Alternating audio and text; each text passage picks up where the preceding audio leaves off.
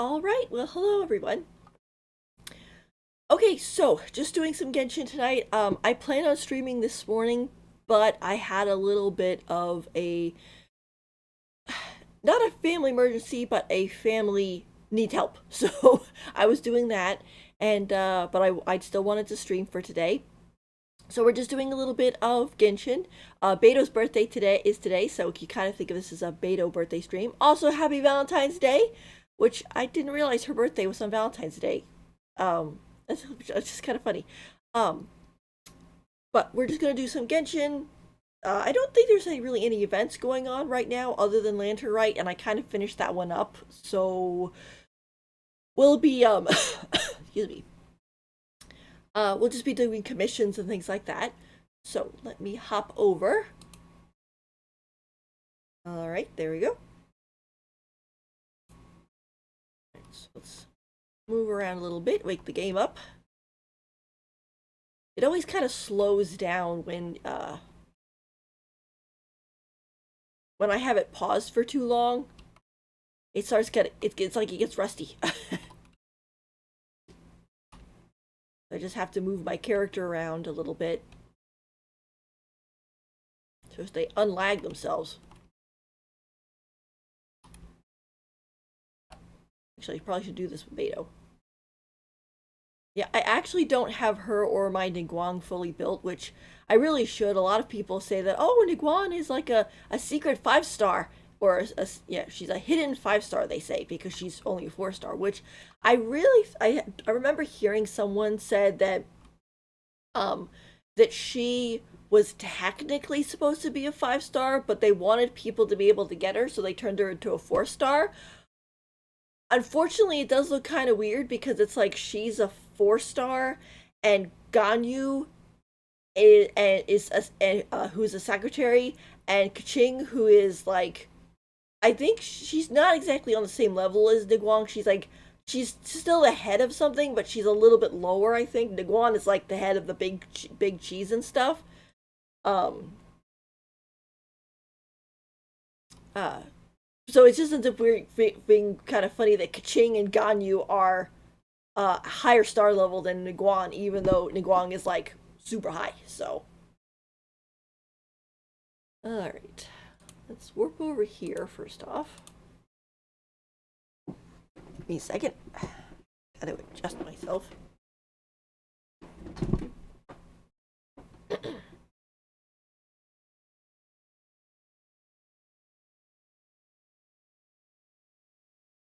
I don't know if you guys noticed, but I got a little bit more definition in my hair. I was looking at it the other day and I was like, you know what? It kind of just melds all together. So I went and I updated my outline. So you can see the different strands now.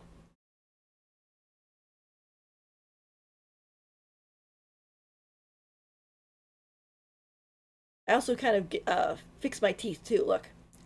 Ah, I got fangs now.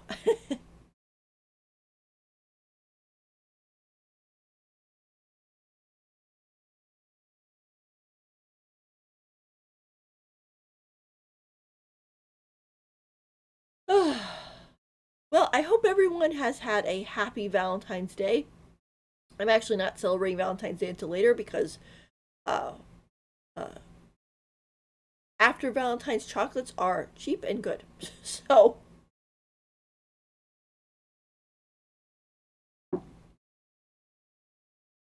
my family always kind of just agreed to celebrate Valentine's Day after, especially now since I live away from them. We kind of do like, oh, let's go do it on the weekend and stuff when we're all free because we all have jobs now and so on. But we'll have to see. The original plan was Saturday, but it's supposed to like be really cold and rain, and half the family is sick. So I'm like, yeah, probably not gonna do that this weekend. But all right, food delivery. All right, Sarah, where is it going? You order.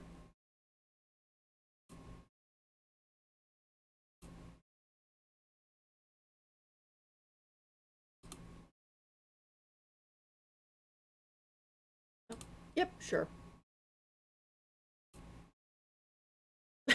Cicely just shoves Beidou out of the way.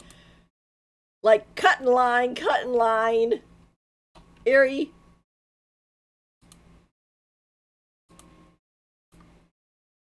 I will say, just I'm thankful that this food delivery commission does not have anything like, ooh, don't touch the water, don't climb, don't run, don't use any elemental attacks, don't fly, like that one event that they had.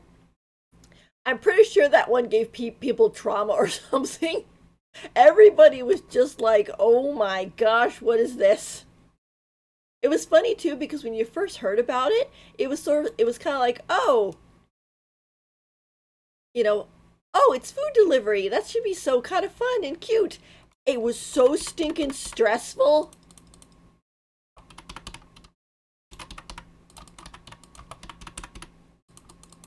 A minute.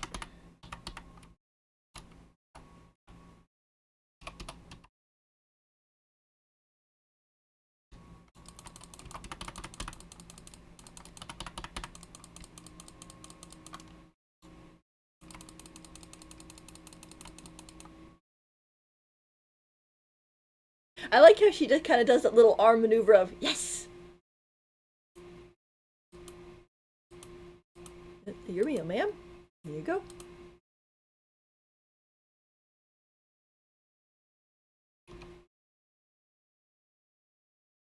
I mean, you could tell that the event was not popular because it never came back.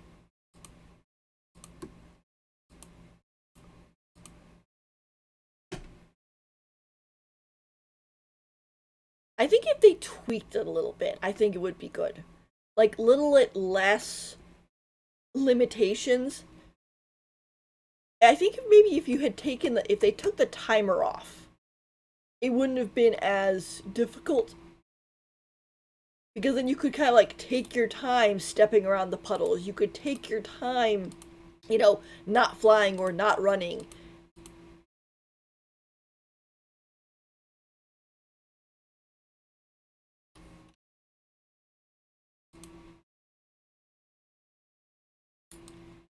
Uh,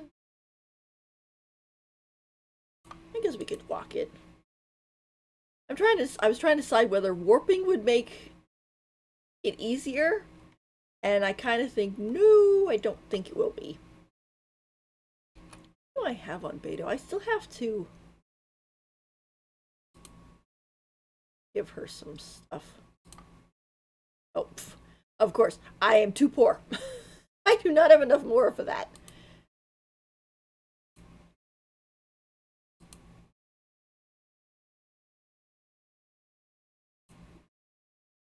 Let's see.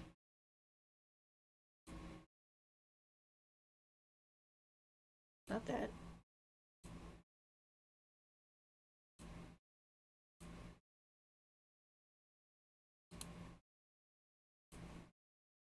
Wait, what's it?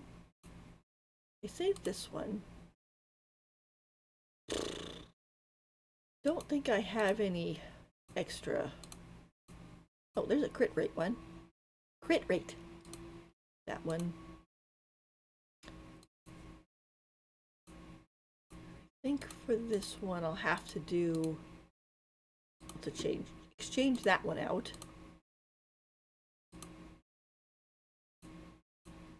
Honestly, I really should be looking at what she needs.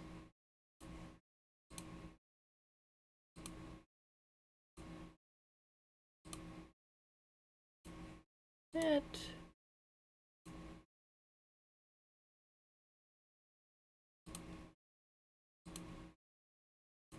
For this one.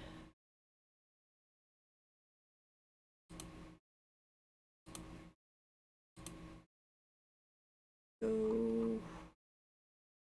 Electro.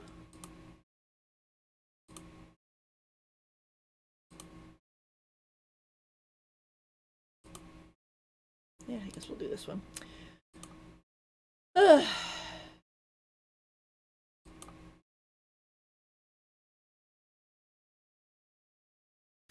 Yeah. What happened is I started playing this game around launch, and I didn't really understand how some of this stuff was supposed to work, like with the artifacts and things. So I was just kind of like, I was a new player. I was just putting whatever I had on them and such, and so now I'm kind of behind on giving my characters the proper artifact sets and things. I'm getting there. I just have to take it bit by bit.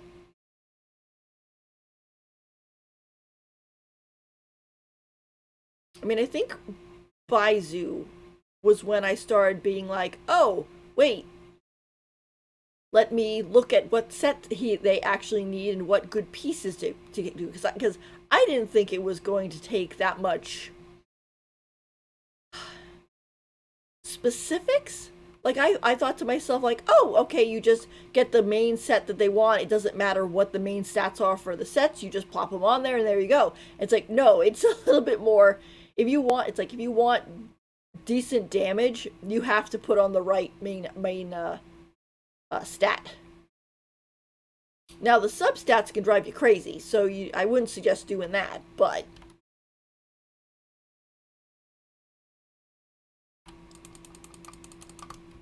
uh, uh,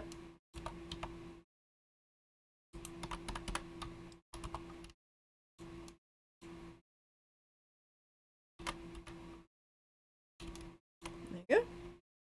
And we're next. Um, oh, that's a little way.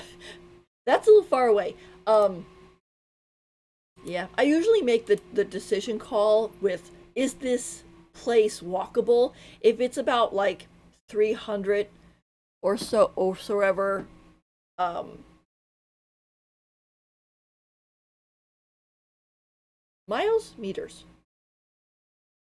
I can never tell with I can never remember with this because it's like, okay, in English you'd use miles, but China doesn't use miles, and this game came from a Chinese company, so I'm not entirely sure which one they're using. But whichever. If it's if it's about 300 m, then you're kind of like, okay, I could probably walk there, no big deal, and so on. Once you get past that, that's when you start like going over lakes and going over mountains and going over giant crevices and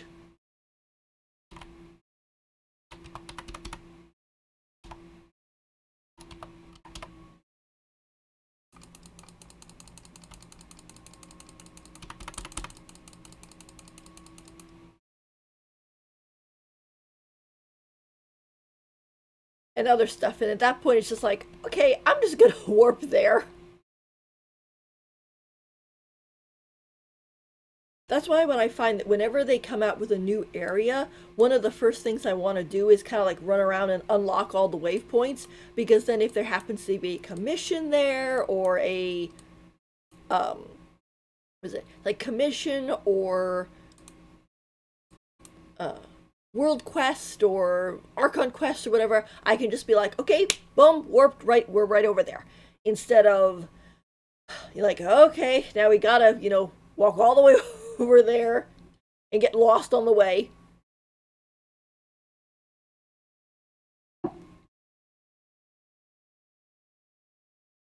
I actually need these guys.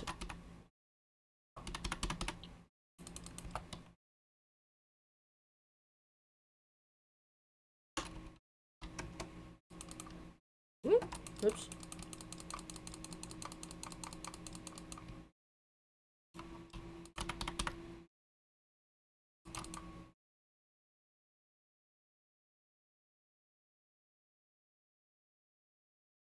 Oh gosh, we're too cold. Right there.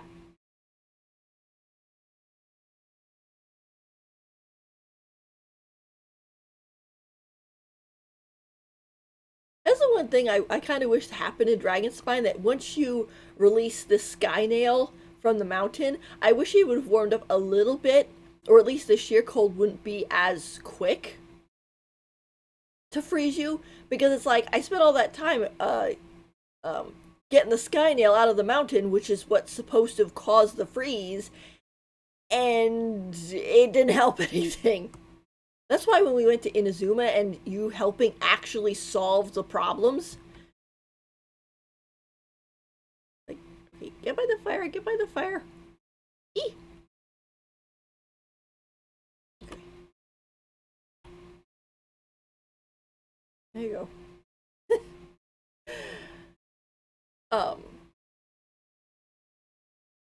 I was really happy. I was like, oh look how wonderful that is, and we got to take away the storms that were aiming for us and other things like that. So it was really nice. Um,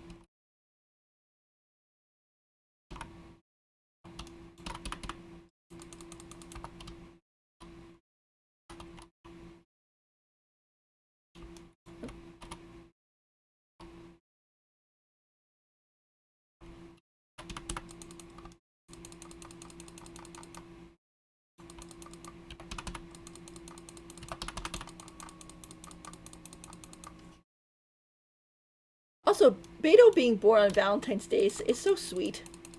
I feel bad for her because you do her story quest, and she basically talk or her not her story quest, her hangout event, and she basically talks about how you know how they say that she was born under a bad star and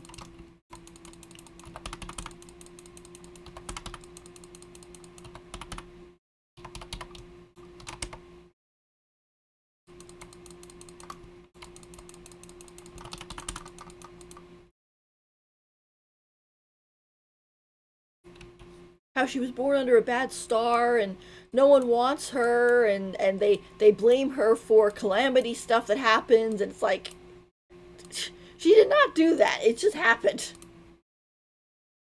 And yet she ends up being born on Valentine's Day.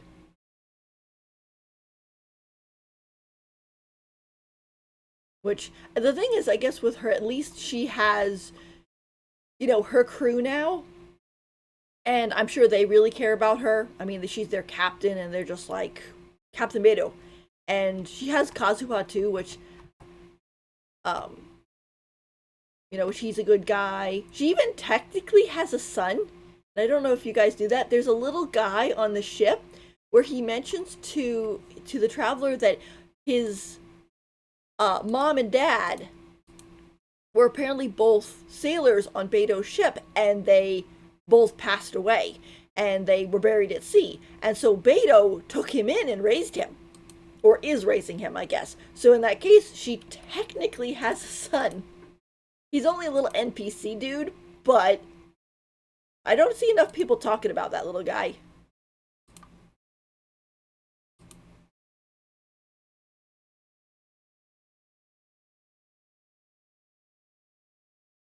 Oh, probably pick up our ingredients. Um, yeah, I know what the other time I was.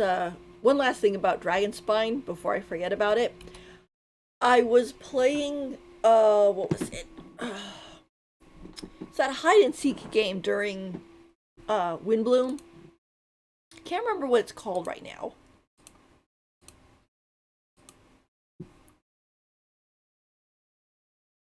Excuse me.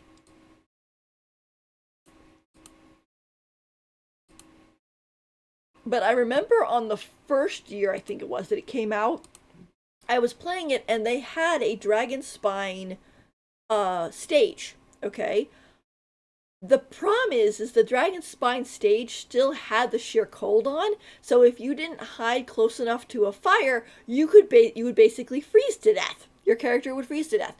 And so it's like, and it wasn't that hard because like there was plenty of fires around until the one time when I loaded in and none of the fires were lit. And since you couldn't use your elemental skill, even if you brought a pyro character with you, or I guess even your regular skills, like if you brought Klee, you couldn't use the fire to relight the torches. So I'm pretty sure myself and all the hiders, because I was the seeker, all froze to death before we could even finish the stage. It was so weird.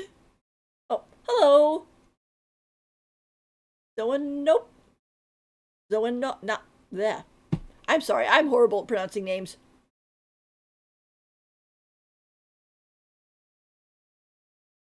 Nice to see you, though. We're just doing a little bit of Genshin.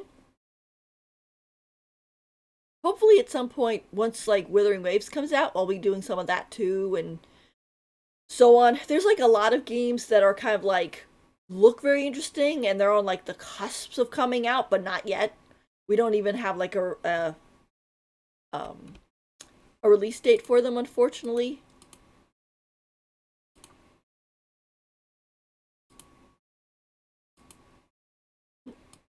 Ooh, level 5.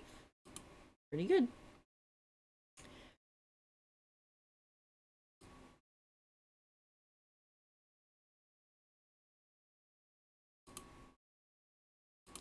Um,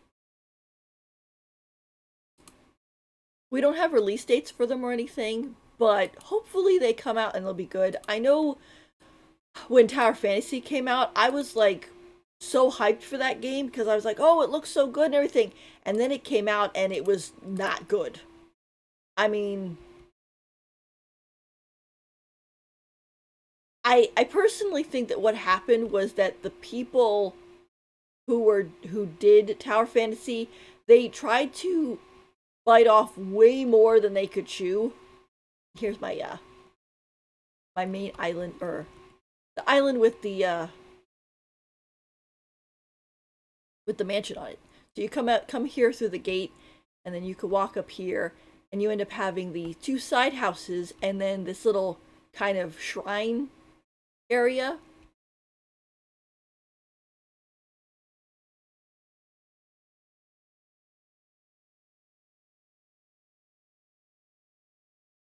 You have this little shrine area, and then you have um, Rex Lapis and stuff like that, which I think is pretty nice. Can you guys not hear the game? Give me a second. Doesn't seem to be registering. Might have it down too low.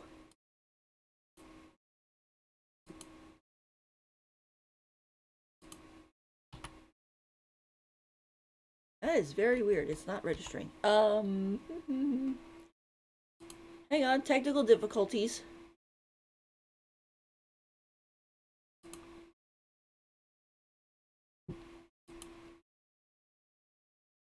Mm.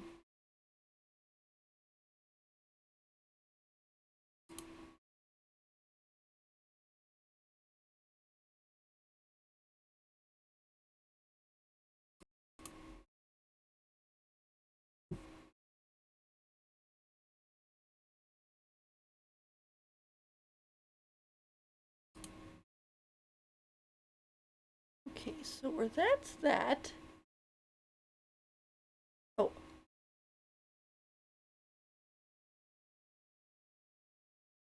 Oh, no, not yet. Withering Waves is still working on it. They are, I think they're doing the second closed beta though, starting on the 19th. And then who knows when it's going to come out after that. I believe it's going to be coming out within the 2024, hopefully. But okay, hang on one second. Let me.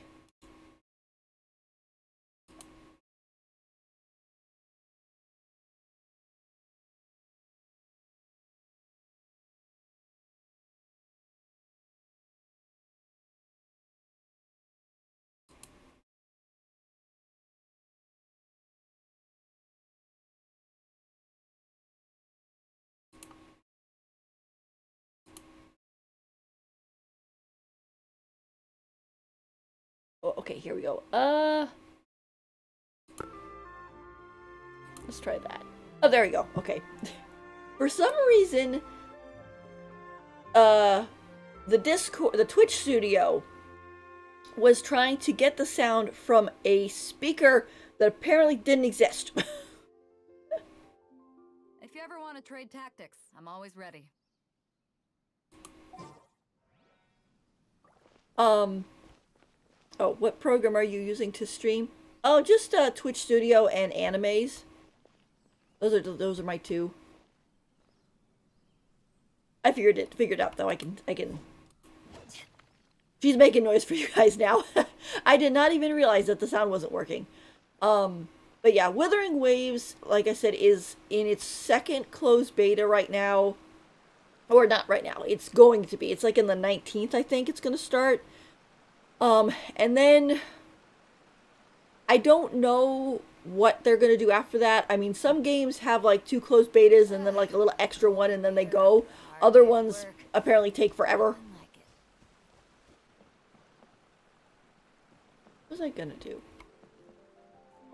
Oh, other ones like seem to take forever. So, who knows? Although I believe it is supposed to come out this year because in China they filled out a little paper saying, "Okay, it's going to come out where we're signing out to have it come out in 2024." So, some point. Although whether that's going to be 2024 April or 2024 December, we don't know. Level 40. See, I think I'll get... It's hard to remain on dry land for so long. I guess this one. Quite seem to get my land legs back. Alright, now we have that. We can do a little wish and see if we get anything. Let's see. I'm gonna check my history. Okay, yeah, I got a sacrificial bow last time, so probably aren't gonna get a 4-star. But what's my 5-star pity?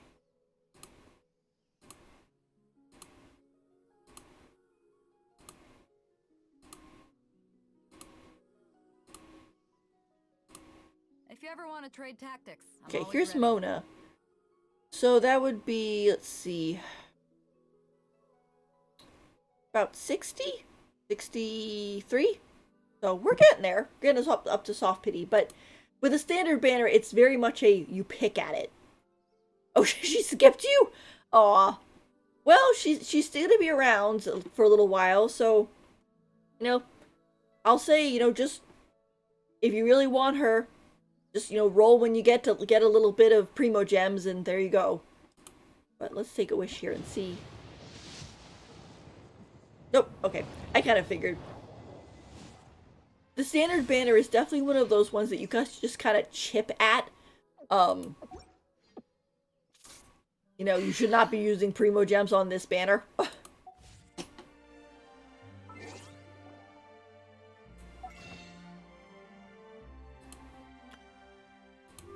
Because they're, kind of precious, and If you ever want to trade tactics, I'm always ready. anything you could get on the standard banner, you pretty much could get on the limited banners.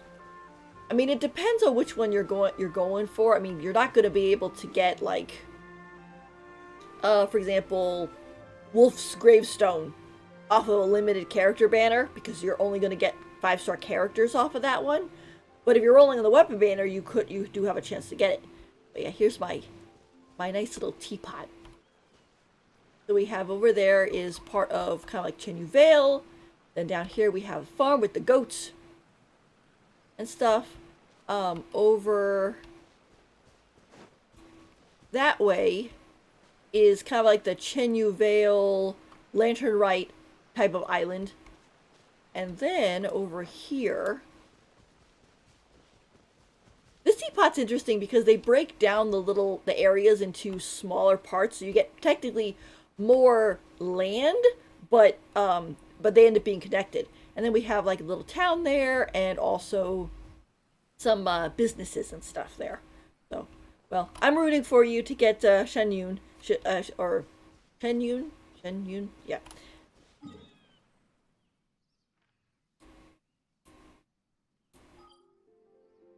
Let's see.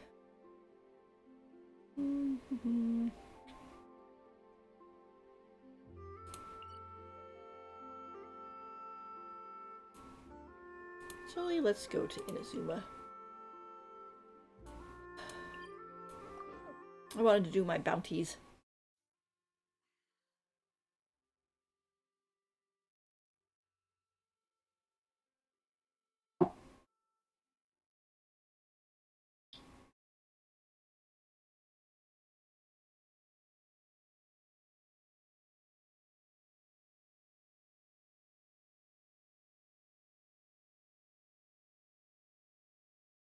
But and hey, it's like it's one of those. There's always reruns. I know the first time when Zhongli's banner popped up, I really, really wanted him, and so but I was a new player. I wasn't buying Welkin at the time, and I didn't have a lot of savings up or stuff. So I managed to roll until Pity, and I got Mona. She was actually the first one I lost my 50-50 to, and uh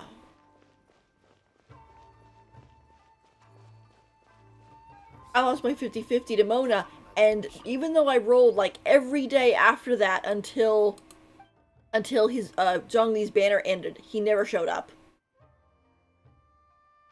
Yeah, Chiori sounds kind of interesting. I'm probably gonna skip Chiori because I'm trying to save up for Natlin, and also I want Arsenio if she ends up being playable. So there's like rumors, and I want to make sure that I'm ready for the rumors.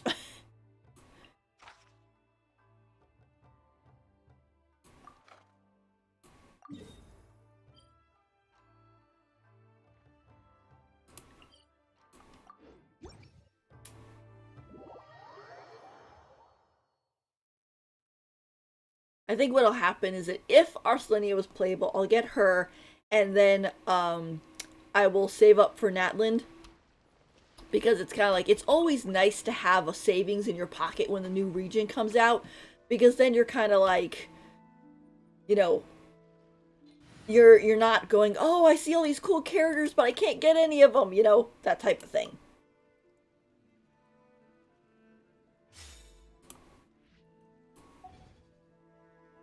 I don't know. My pity on the limited banner is high because what happened was I rolled for Shunyun, and then she showed up, and then but I wanted Gongming, and so or Gongming, yeah, and so I was rolling for him. I rolled so much. I'm at like a six. No, I think I'm like in my 70 or 80 ish pity, which was very bad on me. I should not have done that because building pity like that is not a good idea. Um,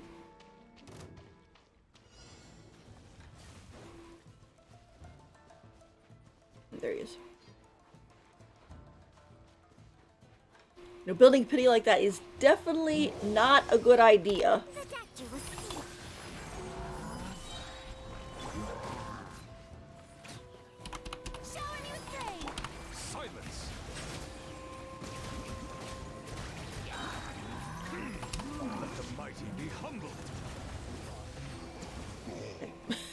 I was like, did I get him or did he jump out of my my ult ring? But anyway, but now my pity is really high. So and so now whatever character banner I roll on, I haven't I don't have a guaranteed or anything, so it'll end up being like, okay, if I roll on the banner and I get the character, that's good. And if I roll on the banner and I don't get the character, that's okay because now I'll have a guaranteed for Arsenio if she's playable. Um, I say 400 wishes. Wow, that's a lot. That's a good job though.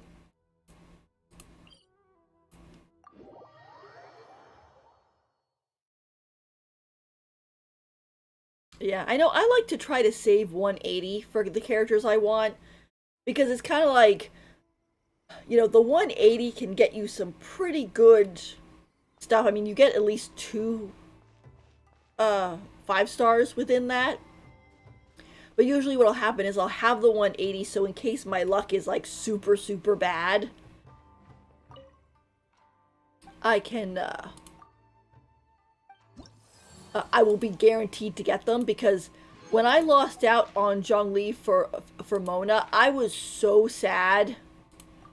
I was just like, I rolled every day until his banner was over when I got up enough Primo Gems, and he didn't come home. And I actually really started being not hating on her, but being very frustrated with Mona, and I was just like feeling about her, which is actually a good unit. I mean, I use her a lot when I have to fight the pyrohypostasis because that thing is just difficult if you don't have a good good Hyro unit, which at the time I didn't.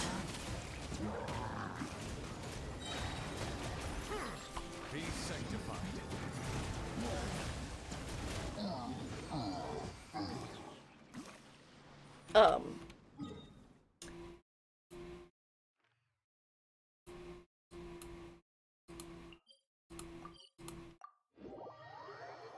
oh, you only got C2 for well, still C2 for Arena is pretty good.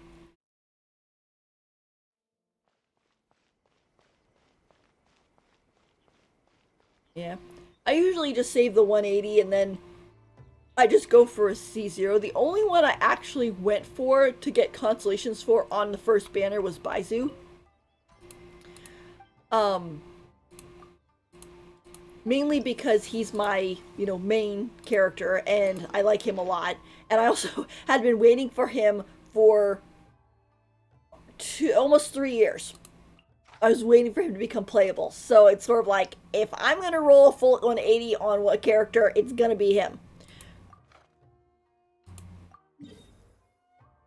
Yeah, that is a problem. You got to be careful about that that burnout. I know it's like if you're not careful, you basically drive yourself crazy, and then it's very sad because if you burn yourself out to such an extreme that you completely stop playing, it's like, well, now you just did all that work for nothing, and that's a shame. So,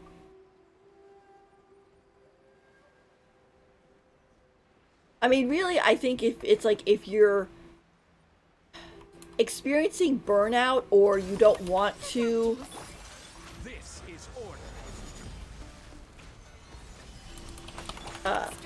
you don't want to risk burnout, it's like it's perfectly okay to just go on and not use your resin for the day. Just go on, do your commissions or do a story quest now and get your primo gems, and then get off. You don't have to. I know I made a thread about that one time.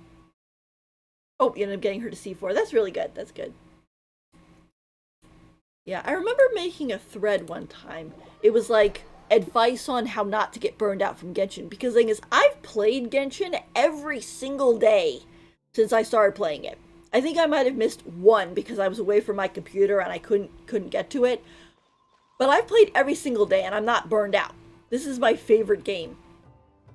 And it's one of those points of, I didn't use all my resin all the time. I didn't, push for artifacts. I just played, and when I got tired or when I was like, okay, I've had enough for a day, I got off. That's all you have to do. I mean, I think the game is set up specifically to make sure that people don't burn themselves out. That's why they don't give you unlimited resin, because they don't want you to be playing for so stinking long that you actually hurt, quote unquote, hurt yourself and then don't want to play their game anymore. Let's see. Okay, do the resin not do the commissions. Well, you want to make sure you get those primo gems. I know the one time, what was it? It was guy was in the Genshin and he got his girlfriend into Genshin and he came to check on her to see how she was doing, and he realized she wasn't picking up any of the drops from the enemies, and he was like, "Why aren't you picking up the drops?" And she was like, "I don't know, I'm just not doing it." And it was like, "You're gonna need those." Like, you need those to raise your characters. Why aren't you picking them up?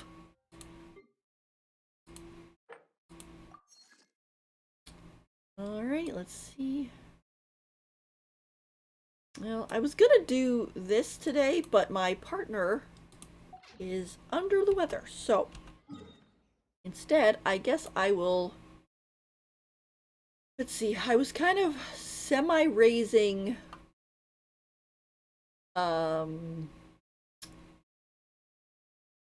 Alhaitham. So I guess I'll go over to Sumeru and fight the wormy dude a couple times.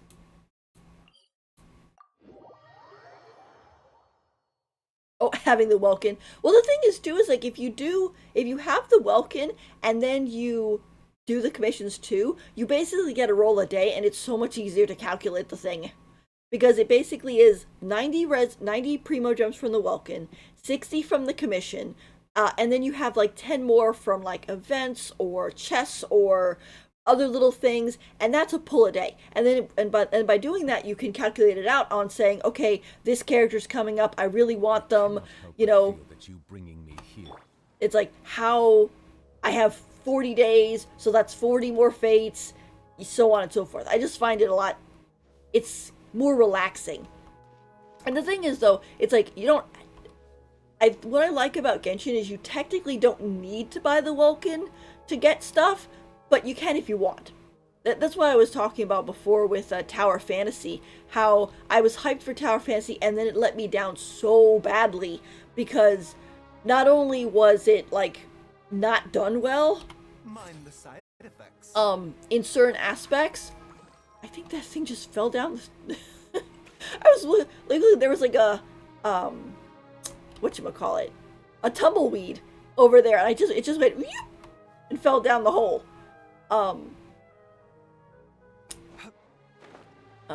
What was I saying? Yeah, it was like certain parts that I found important for a game to really get hooked on, they just did really horribly, and then they basically, they basically made it so difficult to actually get any characters. It was just like, I was so disappointed.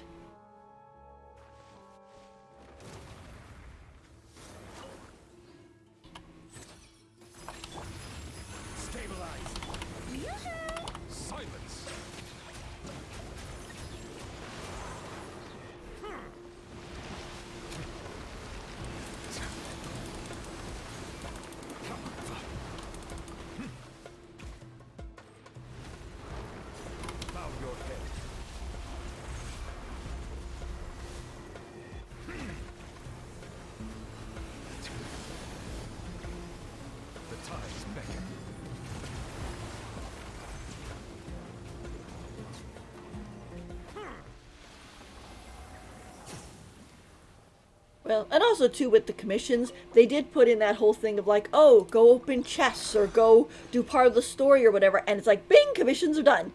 And so it ends up being a lot, if you don't want to do the commissions, you're still going to be able to get those 60 primo gems and add them to your, pocket, basically.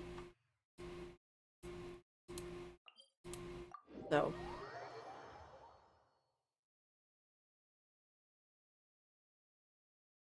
They haven't connected it to resin, unfortunately. I tried that the other day. I went and I was like, I fought bosses and stuff like that. Oh, you just explored randomly? Yeah, sometimes that's nice. I usually only go for the interactive map once I get kind of stuck and I'm like, where is this thing? Why, or if like it says, oh, go pick up regional specialties, like just now or just recently, I had to go find that Clearwater Jade, and I was just like, where are these things? So I used the interactive map to kind of pinpoint a slew of them, because holy cow, those things only respawn like every 2 days. And so I was just kind of like, it took, what was it? I think it took like over a week for me to raise Shanyun, because I mean, I fought her boss and that was fine, but her specialties dragged me down. Oh yeah, 2 chests for the commissions. Yeah, I personally like doing the commissions. I find them kind of relaxing, and as I mean, they have enough of them that I think it doesn't seem super repetitive, especially when you can put it on random and then you can just sort of go all over the place. It also is a nice way to go back to a region you haven't been to for a while. Like, for example, we've been in Fontaine for quite a bit with the events and, you know, the patches and stuff like that.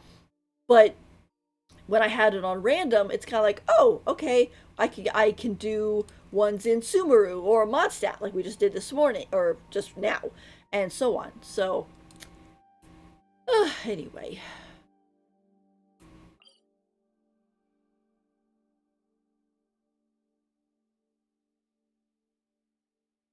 Yeah. It would be nice if they had like a respawn thing right here to tell you if it's back or not. I see the value, For this one, I think you have to go into the book. but I also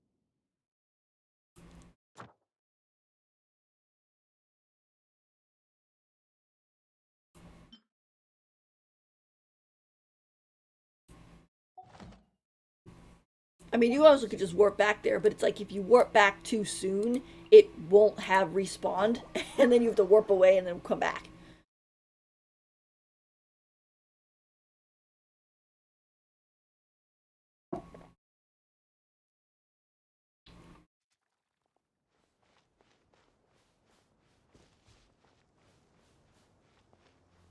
Yeah, the other day I saw a video of a lady who she didn't realize that at the beginning of the month in the shop you could buy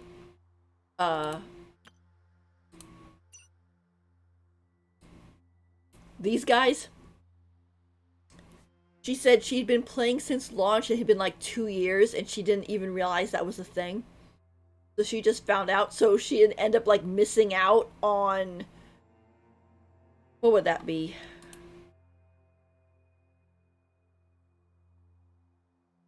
Give me a second. Let's see, 5 times 24 for 2 years. She missed out on picking up 120 fates for like just the intertwined fate, and then you multiply that by 2, so it's 240. She ended up missing out on. I felt so bad for her. I was like, oh.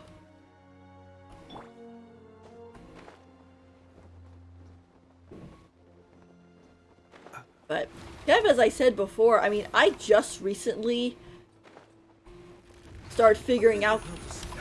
Whoops. order guide you. Gotta pay attention.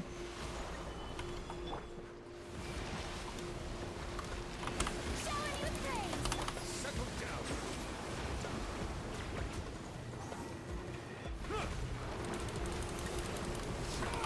Mind the side effects.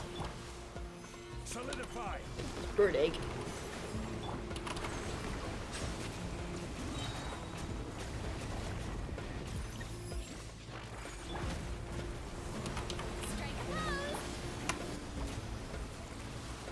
Let the mighty be humbled. Yeah, I will say, of the 2 characters that have come out recently, the 2 I would definitely suggest people to get if they haven't is Neuvillette, because this guy is such a strong DPS and he's so easy to use. He makes raising other characters super easy, or I say farming for the other characters super easy, and it ends up saving up a lot of time and effort. And then the other one is Farina, because she can literally walk on water. Like, you don't have to worry about drowning ever again as long as she's on your team. A lot of the other characters are good too, but those 2, I'm impressed by just how useful they are. Which, I mean, completely makes sense because, I mean, one is a dragon sovereign, and the other one's an archon, or ex-archon. But the thing is, it's like Farina is sort of in this weird position of she's kind of like Venti because she's very weak in the sense of like in the story, because she's like not immortal anymore and everything, but she is part of Focalor. So even though Focalor is dead, Farina still technically is Focalor. So she has that bit, and then she's also kind of like Zhongli in the sense that Zhongli sort of kind of quit his job, and she also quit her job, even though she was like, I was just pretending the whole time. And the thing is too is that she's also, a very strong individual. I mean, she suffered for 500 years. I don't know what it is lately with the characters having to suffer 500 years. I mean, I think we look at all the archons, they've all suffered for at least 500 years. I mean, it's like Venti has been suffering because his friend died and he has to save up energy, so he sleeps for long periods of time. Um, Also, he was recovering from the battle against Durin, and so on 500 years ago. Zhongli ends up losing all of his friends, more or less, and now he's suffering for 500 years because he misses them all so much. Wild and desolate sight. Allow me to grant you the blessing of water. A lost her sister, and so she got a bunch of weird ideas, and so she was suffering. I don't think it's respawned yet. Jumped the gun a little bit.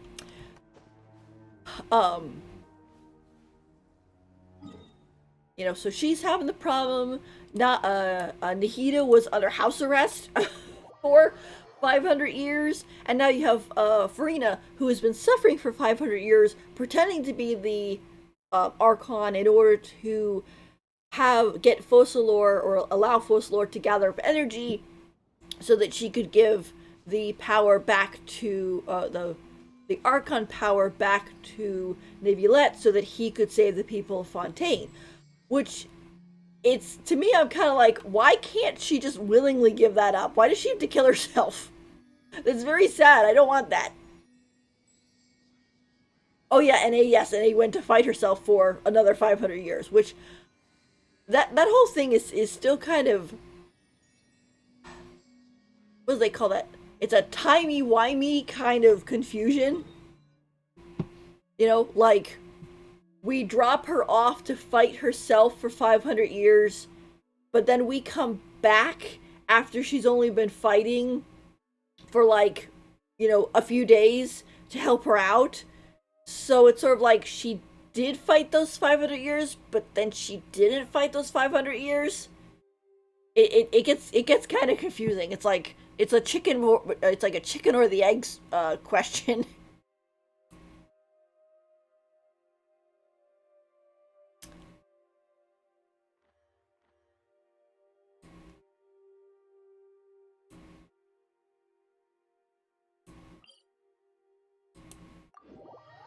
I kind of wonder, like, we're gonna get to Natlan. It's like, what's the Pyro Archon's problem gonna be? I mean, we already know that the Saritsa must really have a problem because, I mean, she formed the Fatui, and they're not exactly the nicest of people. Very much a do what we say, and then of course there's the whole thing of what they're gonna use the Gnosis for. I mean, originally, I think respawned yet? This did. Originally, when the Fatui were picking up the Gnosis, I figured they were getting them for like some sort of big ultimate weapon that they were going to possibly aim at the Abyss. But then as we kind of went through the story, I thought to myself, are they going to aim it at Celestia? Or, what's going on with that whole thing? There was even a part where I kind of started thinking of, oh gosh, are they going to make this big weapon and then aim it at any country, at any region that doesn't do what they say? Like, are we giving them a nuke? One should take ample time to pause and appreciate. It's like, if that's what's gonna happen, Zhongli's gonna feel really stupid for trading his Gnosis away.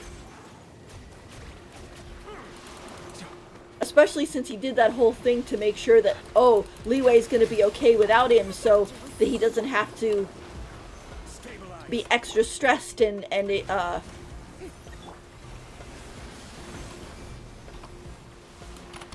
Settle down.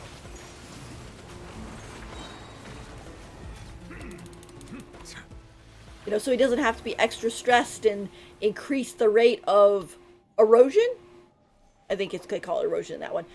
Erosion, so that he doesn't basically do an Azdaha and go insane and start attacking Leeway, which he's protected for so long. You know, which I totally understand his point and everything. But I thought to myself, yeah, you're going to feel really silly if you did all that, gave your Gnosis away, and now you found out that Shaznia is aiming a nuke at your country to make it do what they want. I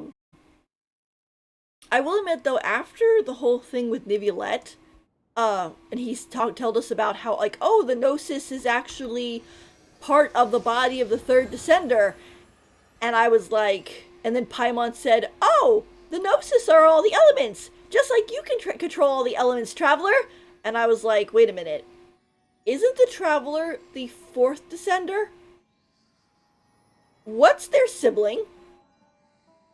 Why is their sibling, according to Nahida, not considered a Descender anymore, but a part of Teyvat? What is going on? I have a feeling that we're gonna get there, and I don't know for sure, so there's like no leakies or anything for this. This was my idea. But I'm like, I have a sort of a scary feeling that we're going to get to Shaznia and find out that the Gnosis are actually the remains of our twin. And that the twin that's controlling the Abyss is actually a clone a la Kiana. And so now we're like, we've been looking for our sibling all along, but they've been dead all along, and that's a clone walking around. Like, they'll still be our quote-quote sibling, but our real one is dead. And it's just like, that is kind of scary. Oh, thank you for the follow.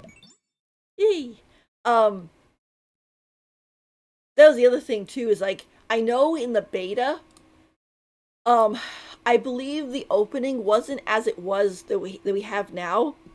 Basically what happened from what I remember, is that there was it was more of like a still picture instead of like the cutscene that we see where both the twins are fighting against the unknown god, and it was something along the lines of, oh, you come to and find your twin skewered upon spikes with chains coming out of their bodies, which to me equals our twin is dead.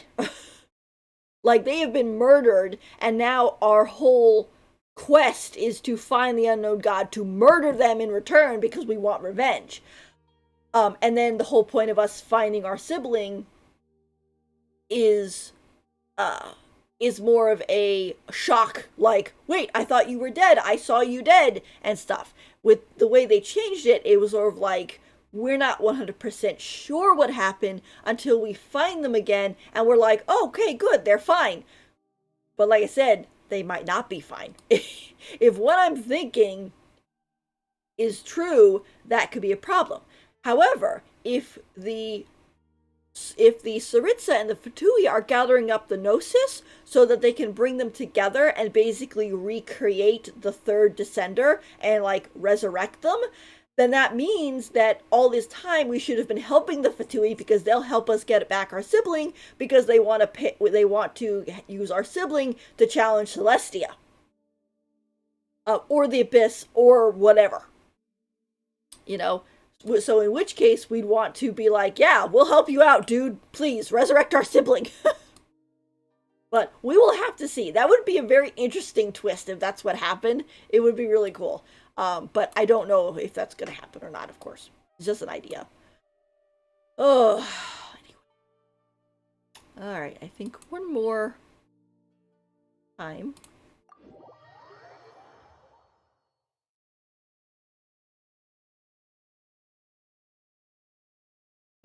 Also, thank you for the follow. If you would like to, I do have a Twitter page and a Discord if you'd like to join it. The links are both in my the description on my main page.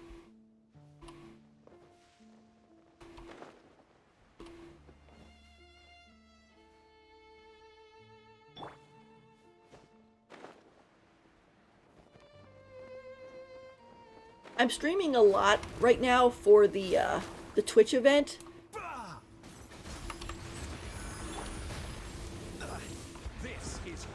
But I'm planning on trying to stream every Wednesday and Saturday. just to kind of get into a routine.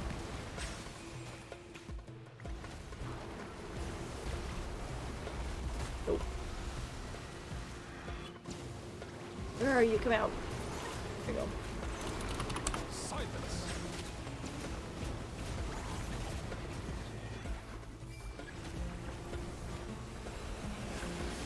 Be sanctified.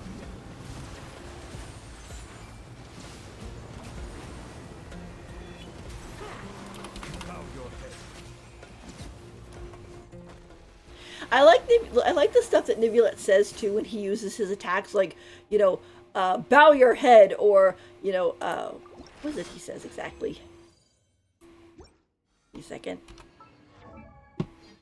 Oh.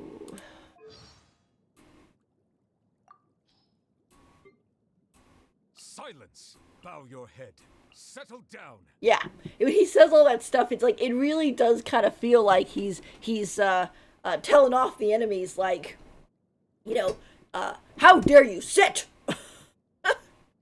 Or I'm going to blast you with my hydro cannon. It's like, yes, sir.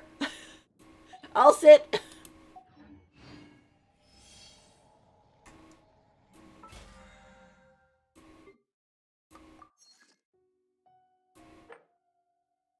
Alright, so that's pretty good.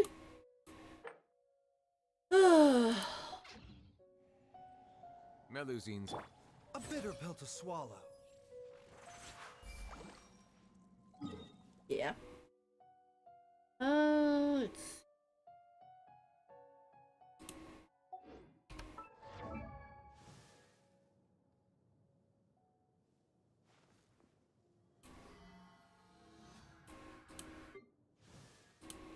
How are we doing on that? Oh, gee. We need 3 more. You know what? Maybe I'll use a fragile resin. We'll just do that last one. No, not that. The bag. One of these. There we go. Hopefully we only have to fight it one more time. And not... Because, like, we need 3, and if we're short by 1, I'd be like, oh, no.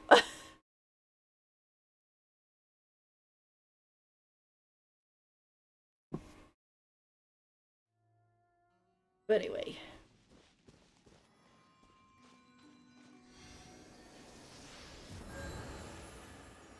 Yeah, but right now, Genshin is the one game that I really enjoy and I've really stuck with, and I'm doing the Twitch events, or the Twitch streamer event, so I want to make sure, you know, to get the extra Primo gems and stuff, which is nice. Hopefully, like I said, once Withering Waves comes out, I'll be streaming that one. There's also Project Mugen, there's Arknight's Enfield, there's also Blue Protocol. Although, like I said... It's just some chronic problem I have flaring up again. Nothing to worry about. Like I said, it's one of those things that they're all kind of up in the air right now, when we don't have a release date for them. Some of them do have kind of like tentative release dates for 2024 if nothing bad happens. But when in those times, we don't know.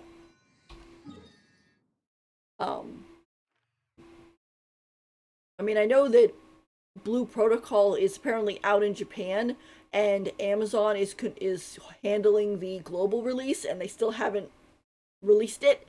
And a lot of people who have been waiting since like 2019 for this game are really starting to get annoyed, because you can't even, like, if you're not in Japan, you can't even play the Japanese version. They'll ban you from it, because they're like, they don't want people like messing around with the system and I guess using VPNs or whatever.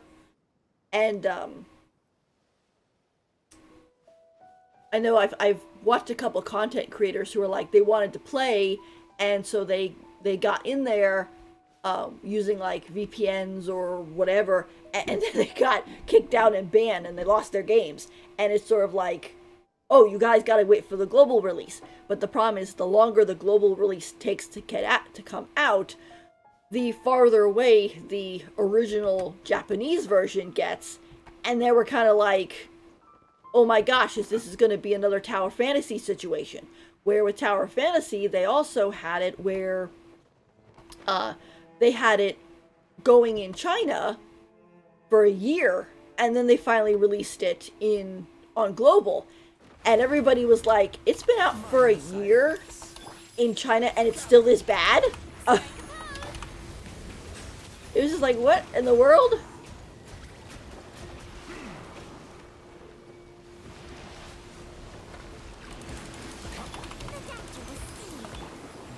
Solidify.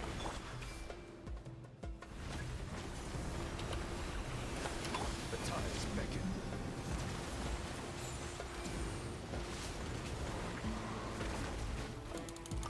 Settle down.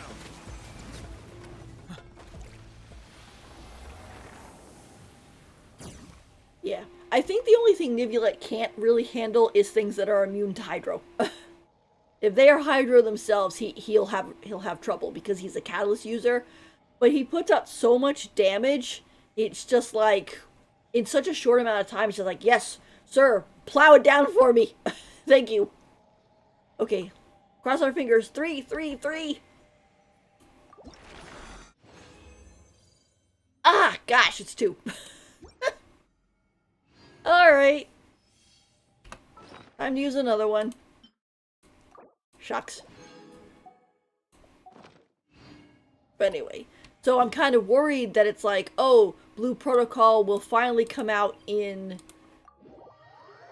for global, and then we'll be like so far behind uh the Japanese version that they'll rush to catch up. I guess the one good thing is since Blue Protocol isn't exactly a like gotcha get characters game. I think it's like it's only gotcha is stuff like clothes that we won't have a big push rush on whatchamacallit. We won't have this like big push rush to catch up with the Japanese version. Like, I know when Tower Fantasy came out, they tried to rush the banners to such a point that people didn't have time to save up anything.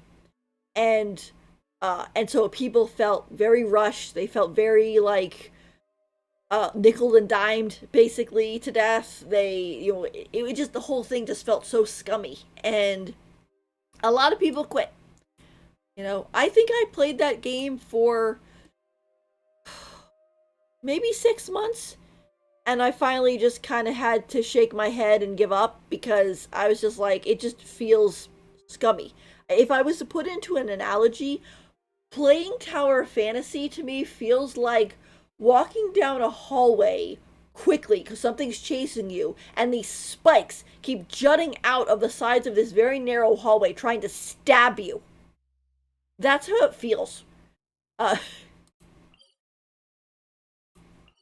and it's very sad because it could have been such a good game, and it even like toted itself out as being like, ooh, the Genshin killer, which obviously I don't want anything to kill Genshin. I like Genshin. I'd like another game like Genshin so that I could play both, and that would be really nice, but I don't want one to kill Genshin. I would be really sad if Genshin died. So really sad, Mahoyo, please. So don't kill it. Don't do anything sad in this because I want to keep playing this game. Um, but anyway, so I think it's like with Tower Fantasy, what they should have done was probably if they didn't try to bite off so much, they would have done better. Like with Genshin, for example. Okay, like with Genshin, they start off with Mondstadt, and they start off with a good portion of leeway, not the full leeway because not the full bit of leeway because we didn't have the Golden House at the time or the Tartaglia fight or anything like that. Um,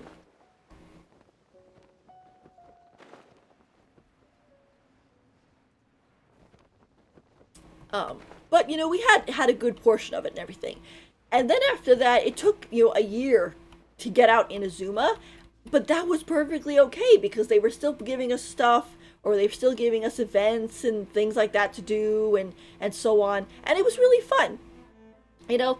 And with that model, it was basically they made something, they had money had money saved left over, and since Genshin did so well, Mind the side effects. Order guide you. Stabilize. Bow your head.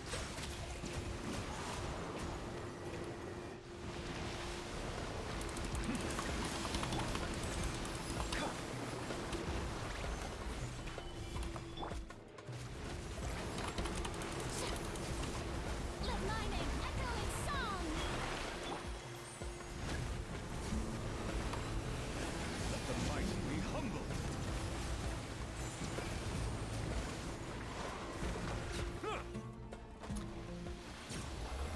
and then since Genshin did so well, then they were able to basically make back their money and some, and then use that money to work on, you know, Inazuma and stuff like that, instead of taking a huge chunk of money, throwing it into the game, and then hoping that people liked it enough. Oh, there's the three.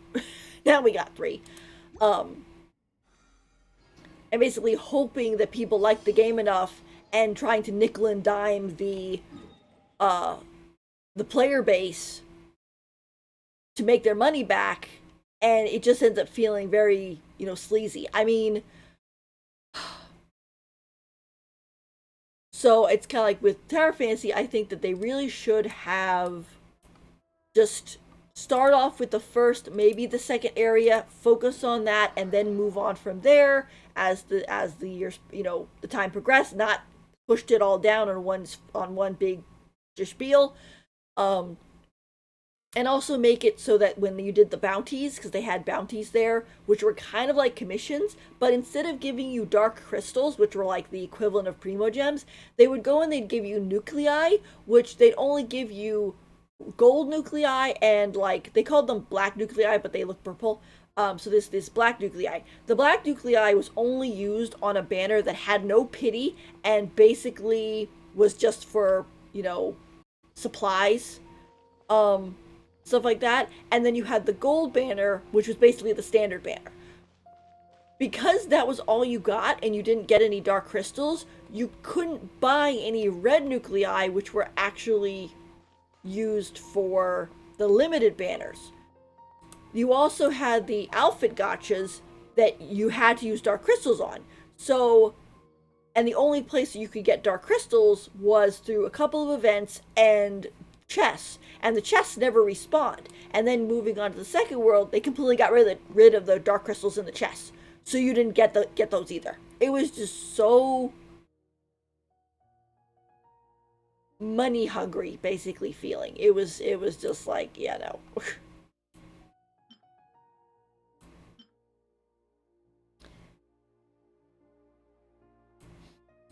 And that's one of the reasons why I quit. I also quit for other reasons too. I didn't think the story was very good. I took a look at it the other day and wondering of like, oh, did it get any better or anything? And I looked at it and one of the characters was playing a flute. The flute didn't reach her mouth. And I was like, yeah, that's an issue there. So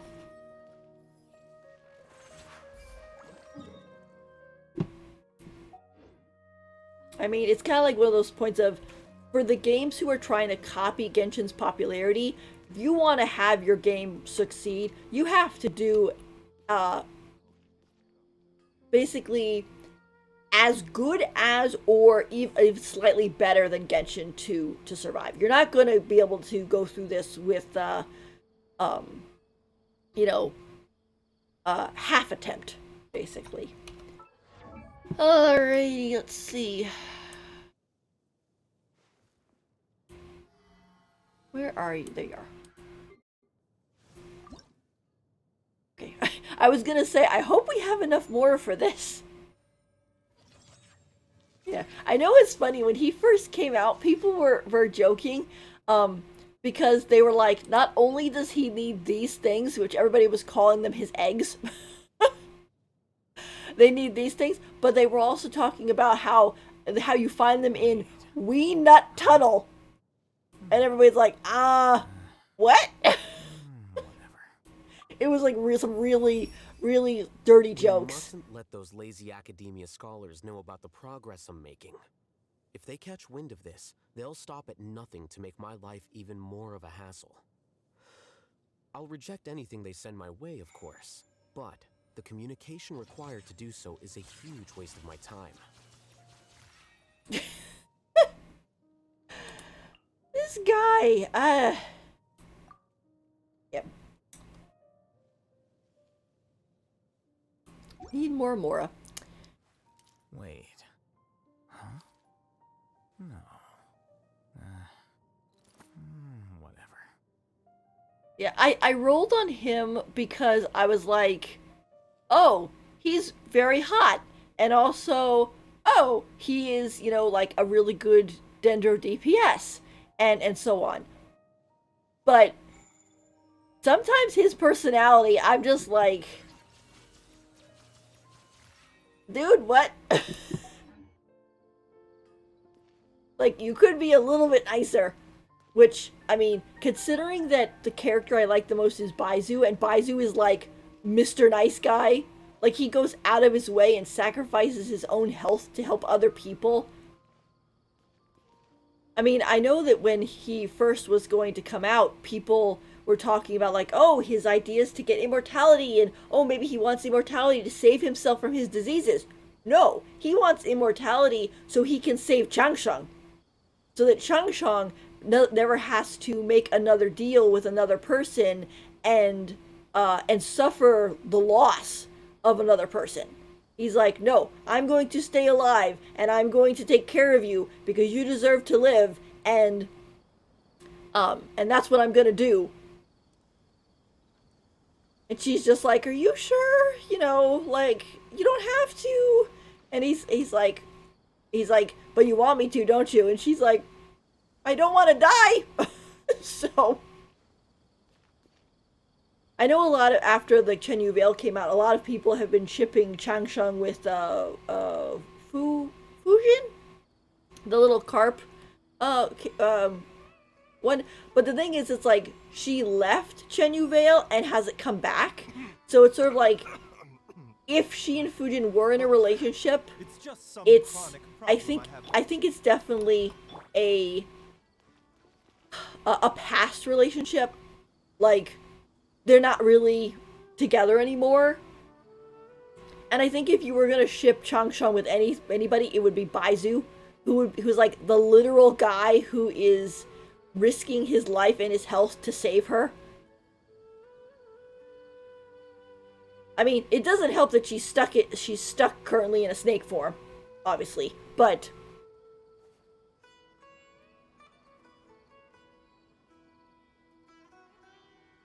but I can imagine with Beidou and his storyline and stuff, and how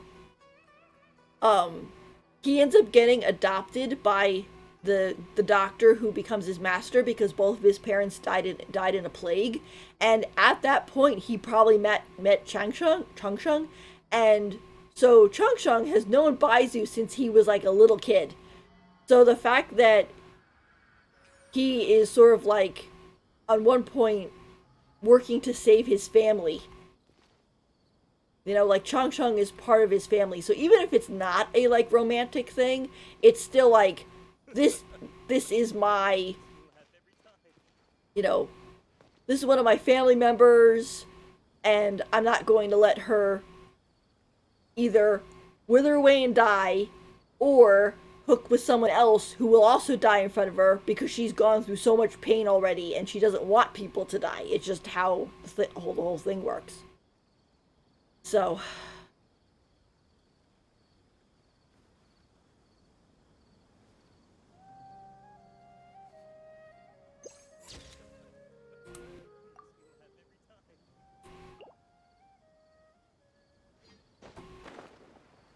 I'm also excited for Pantalone, but it's because of the whole design, I think. if he becomes playable. Because that's the thing. It's like, I know when I was waiting for Beidou, it was kind of the point of, didn't even know if he was going to become playable. Like, because what happened was the game started and everybody was like, oh, characters with a unique model will probably become playable. Right? Makes sense, because everybody else is like an NPC. But then Signora died. And everybody was like,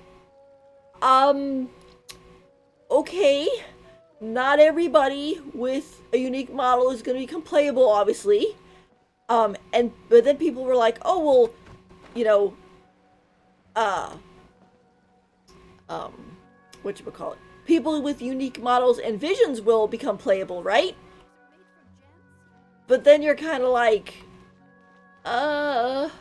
Signora just got fried in front of us. We're kind of like not putting any stock in anything, which I was terrified from. I hate it when characters die like that.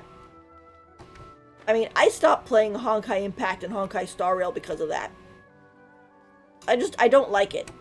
I'm the type of person where if I'm watching like an adventure movie where the characters will die or something, I'll actually spoil the movie for myself and look it up on like Wikipedia to figure out what happens so that I don't attach myself to a character that's gonna die.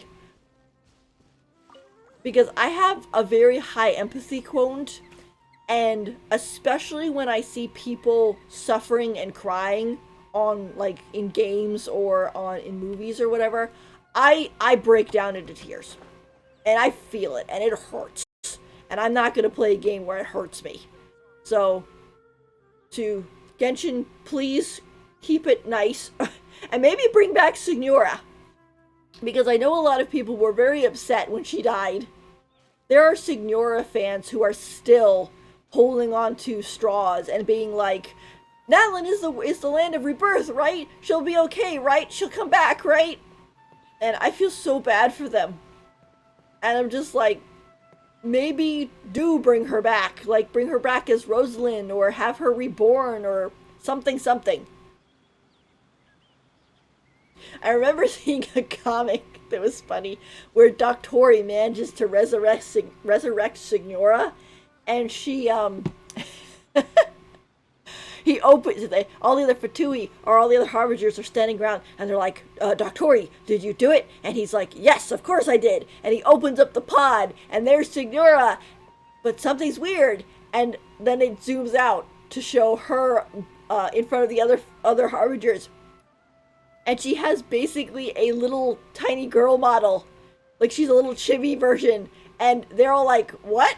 And Doctori's like, well, I didn't have a lot of materials to work with. And it pictures the little ash pile that she had been. And she's all just like, why are you all staring at me? In like a squeaky voice. It's actually really cute.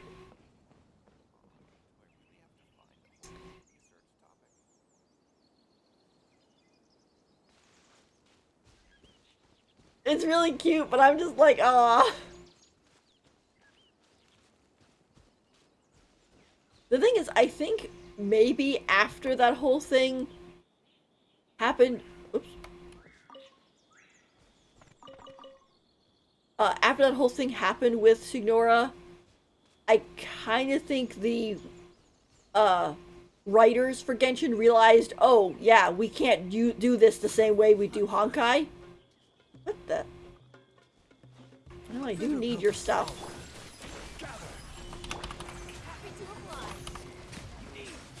Alright, you guys. You'll respawn tomorrow, and you did attack me first.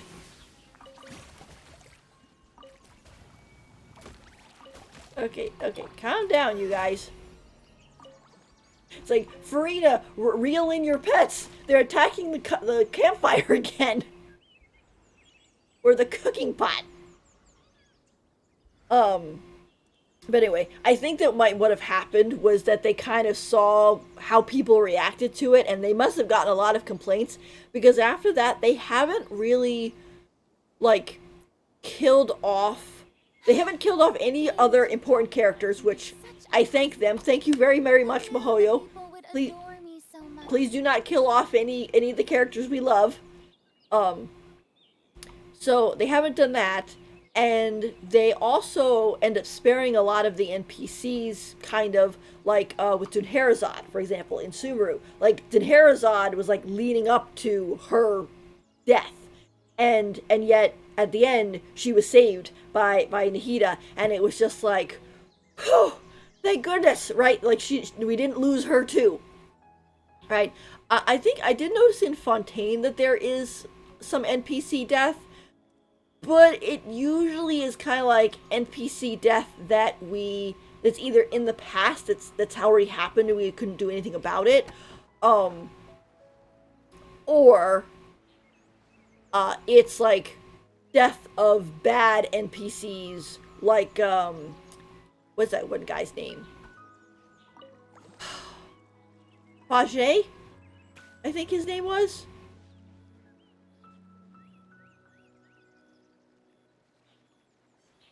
Yeah, that we had him, and it was like he was a murderer who had been murdering, women for over 200 years, or not 200, 20 years, while he was trying to figure out how to bring his wife back from after being dissolved by the primordial sea water. And and the ladies got their revenge on him, which I was like, yeah, you go, ladies, kick that guy's butt.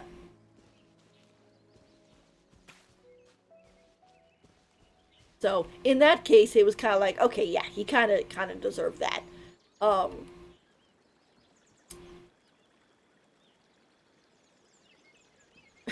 Look at that duck. He's like he's stuck around the boat. He definitely seems to be, doesn't he? He's like Okay, there he goes. He's desperately trying to swim away, but he got okay. Here it goes again. Yeah, it's kind of interesting how like the evolution of boats in Genshin. Because like originally we would just have like boats on the side of the river, like docked and everything, more or less. And then we got to like Sumeru, and we have boats that are like in the middle of the river here. And then we're now in Chenyu Vale, and they actually have boats that you can ride as the pole man, pushes you along, and they sing too, and it's just like really cool.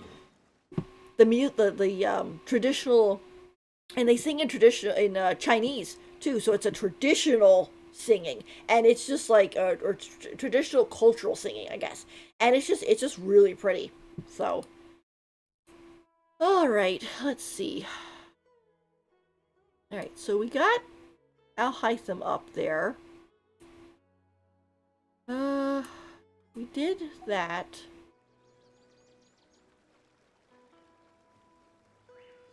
Poor duck. There he goes again. Poor duck. Did the bounties. Just go over to... Oh, no, wrong way. I keep trying to go to Chenyu Vale, and I'm like, my brain keeps wanting to think that it's like over here or over here, and it's like, no, it's north. It's up here. Like, stop jinging, stop moving over that direction.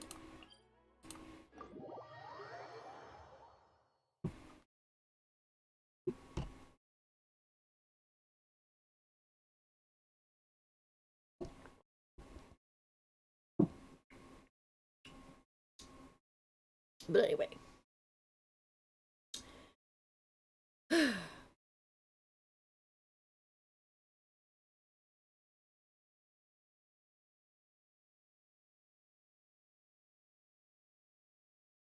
Yeah, I think the only thing that would make Genshin, or not the only thing, but one of the things, would be nice is if they put more Beidou in. I actually went and left a feedback for them, because I was like, this patch 4.4, right? It's like you have Beidou, okay, and he's never really gotten a main part in the story or anything. He got his story quest, which he was the main focus of, but like every 5-star or close to every 5-star has that it's not really that special. And like, so he hasn't really gotten his, you know, time in the or his time in the limelight, as they say.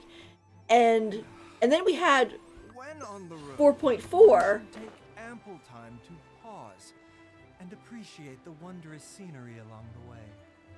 You're about to collapse, aren't you? We had 4.4 with Chen Yu Vale and Lantern Rite, and we're like, okay, here we go, right? This is Baizhu's time. He's finally going to get some attention. It's almost like the writers went out of their way to not include him. And it's such a bummer. Because I'm just like, I mean, even in his debut and his rerun, he gets no attention at all. He got squished into a Sumeru patch where Kaveh got more attention than him, and Kaveh is a 4-star. This poor man keeps getting upstaged by 4 stars. And Gongming, I will say, is a good 4-star. I mean, he's very cultural. I really like him a lot. He's really well done. But I'm also like, come on.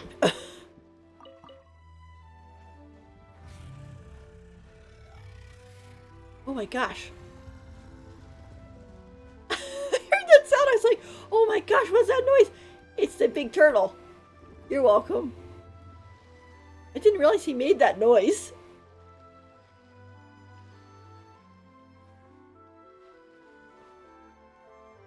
Thank you, Mr. Turtle. I technically don't need the clear water jades anymore, but you know, there's going to be a character at some point who's like, oh, you need 167 of these things again. And since these things don't respawn until like 2 days later,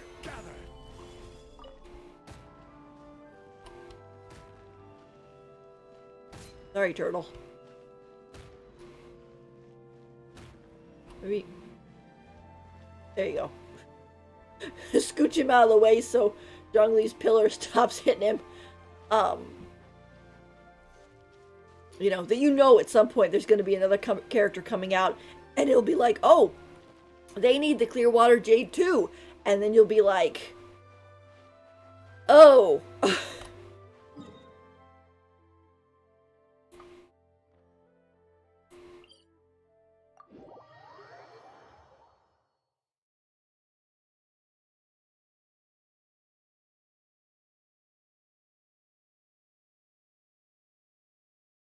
Like, it's like you're going to need the Clearwater Jade, and if you weren't farming it at least a little bit while you waited, you could end up getting to a situation where you're like, okay, now I need to farm it all, and there's like 71 pieces, I think, on the map.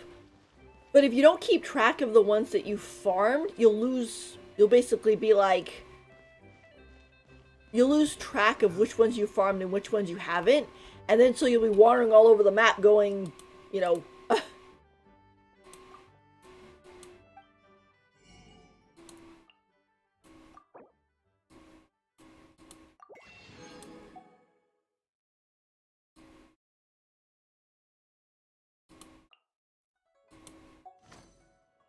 you know, trying to figure out which ones you need to pick up. It's like when I was raising Wow. My tongue is having a hard time saying her name. Where are you? Profile, voiceover.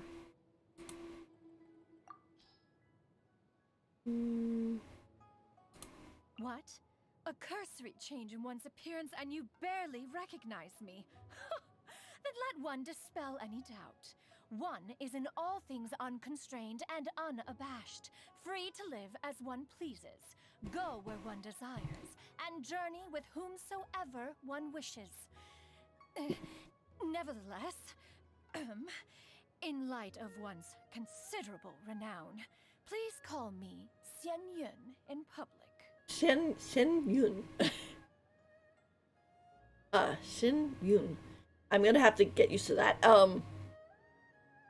But her. I was raising her, and like, I had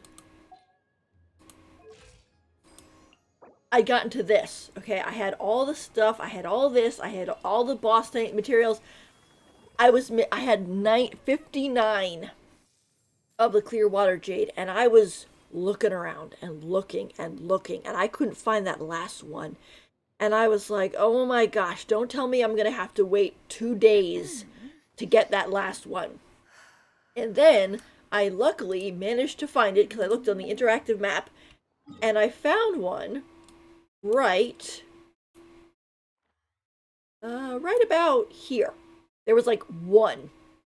And so I hopped down there, broke it open, got two because two flew out, and I finally managed to raise her or to get her fully ascended. So Osmanthus wine tastes the same. I'm still technically working on her talents, but the thing is she needs the whale.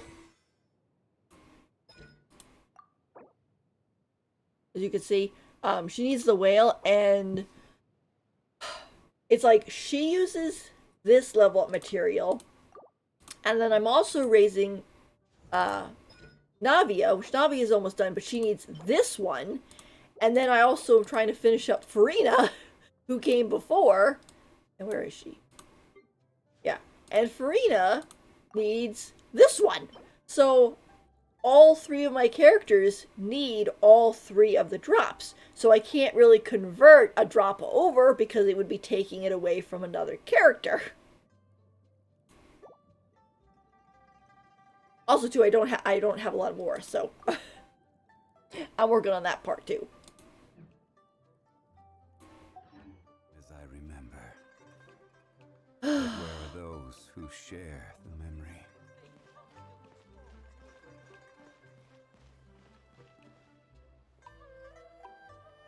Lantern Ride is so pretty, though.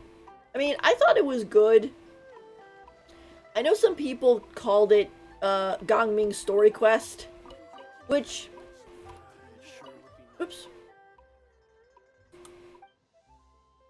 You got this, sir.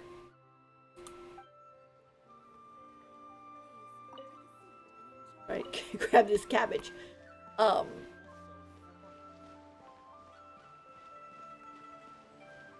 But, I mean, I thought it was good. I thought it was kind of nice at the end where, with the epilogue, they went and they kind of had a little bit of the, you know, oh, Fontaine characters came to visit. And they didn't, like, incorporate them throughout the entire thing. Because some people were worried because they started seeing things about, like... One man's stone is another man's gem. Like, oh... these characters are going to be included, but not these characters. And it's like, why is the Leeway Festival not having Leeway characters in it? Why are there so many, you know, like, Fontaine characters? But in the end, ends up being that, like, oh, you can only focus on a handful of characters, and that's the whole, you know, deal about it. Where'd that one city?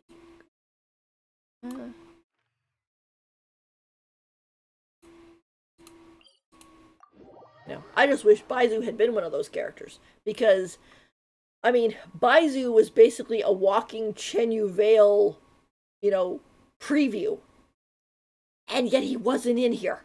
The only thing I can hope for is that, like, this area, you know, is going to be part of Chenyu Vale, and it's going to be like I think there's like a mountain that's supposed to be here. It's the mountain that the first doctor found Chung Chung on, I think. And so, like, it'll be here, and that we'll get, like, Baizhu's second story quest or something where he's going for his immortality or something like that. I mean, I'm pretty sure it's not going to be really more Fontaine, because Fontaine is up on a, what is that called? A plateau. And the plateau ends, like, right here. So, I know a lot of other people are like, please, no more desert. And they're like, no more desert.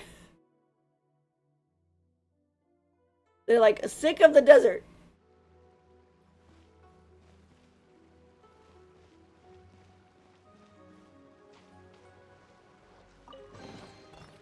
one man's stone is another man's gem.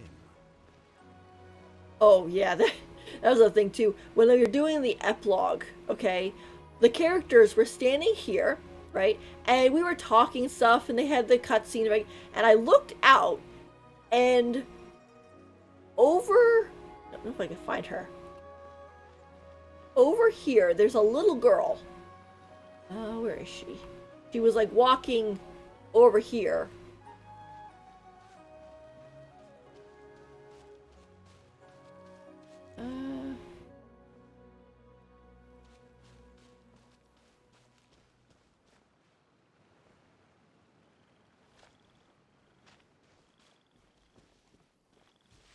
That's a goat.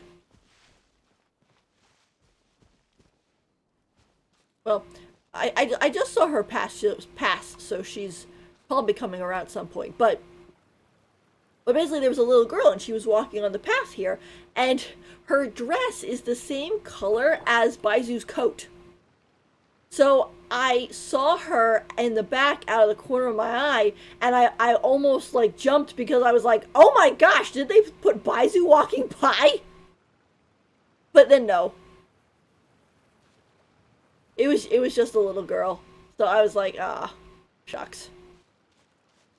I mean, technically he does show up, but he's this teeny tiny little guy in the distance where, like, if you watch the cutscene, the right before you see Yao Yao dragging Chi Chi along to go fly their kite for Lantern Rite, you'll see Beidou basically having, like, dropped Chi Chi off to meet with Yao Yao. But he's so teeny tiny, you have to, like, zoom up, and you have to know that he was there. Oh, the Sealy's helping me find tea.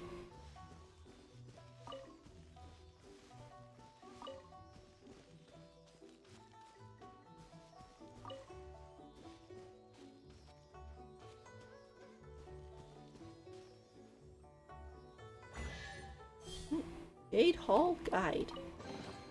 Don't forget to wash your hands. Goodness knows where these things have been. Oh. Okay.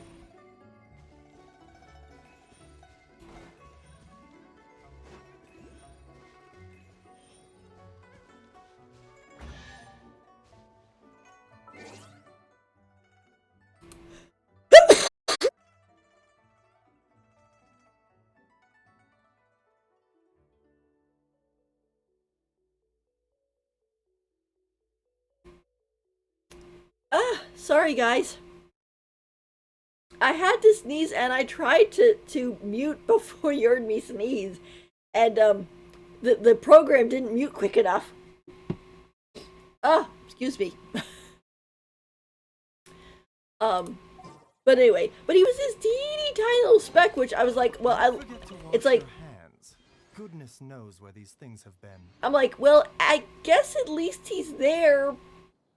But I was also like, this should have been his patch. I mean, when you look at it, I mean, he's really never gotten the focal point. He's always been like a side character. And it's sad because, like, he has a really good potential. Like, I mean, he's going after immortality and has almost done it. Like, that's really impressive. You know, not to mention he's also connected to Chinese medicine and the story of the white snake, which I've heard is, like, really popular in China. So all that running around was for this? Shang, behave. So I'm kind of like, how could you, like, not give him his due, kind of. And I mean, yeah, I am a Beidou fan. Whoops. You know, and everybody wants their character to get more attention, but it's sort of like... okay, there we go. I was gonna say, like, please don't get me stuck on the eaves. You know, I just, you know, want him to have something. I mean, I was hoping that once he became playable, it'd be like, oh, he'll show up more, right? Because he's playable now, and they want to advertise him. So when his banner shows up, people roll for him. But it's actually gotten worse. He had more screen time when he wasn't playable, and that's kind of sad.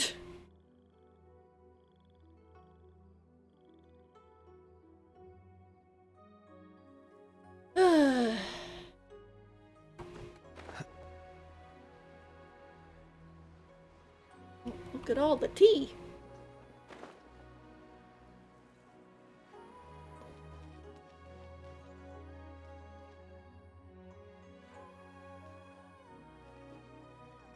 I love Chenyu Vale though. It is so peaceful.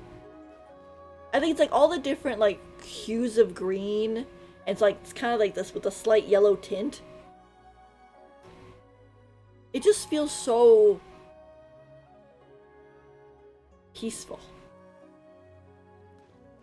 You know?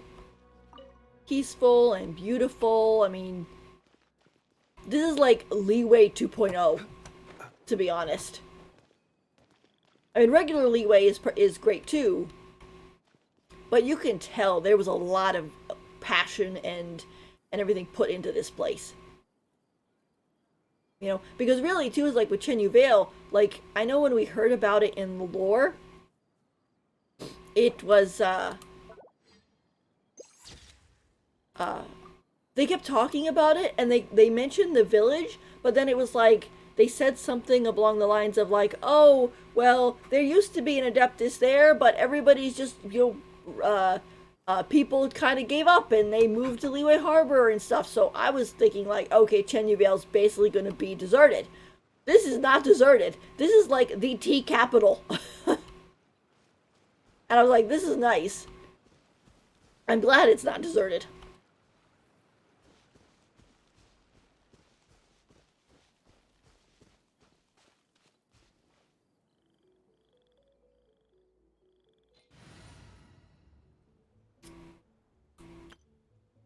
Let's see.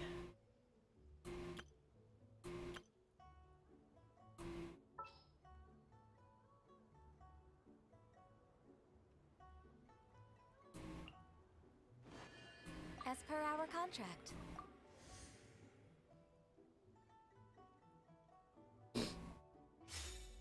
You know.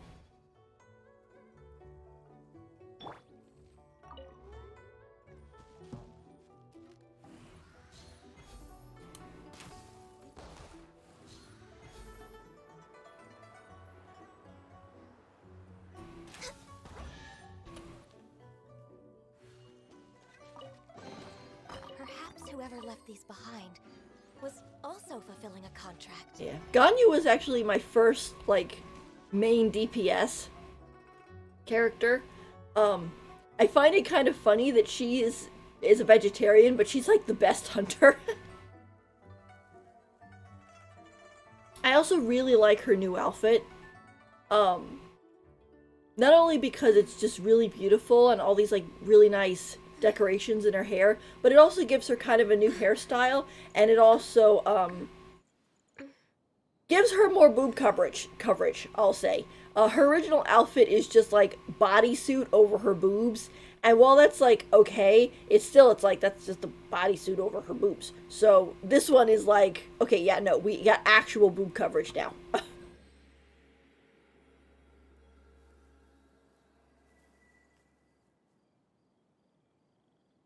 I like it when they give the characters kind of a semi-new hairstyle. It just makes it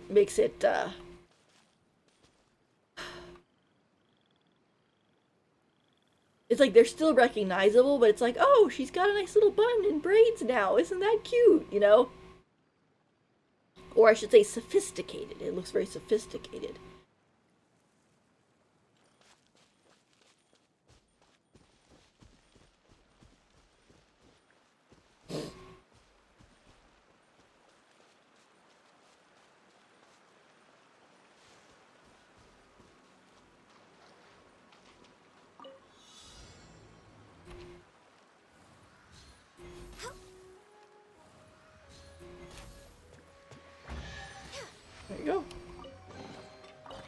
treasures are a cause for great happiness. And she's really good at challenges like that because her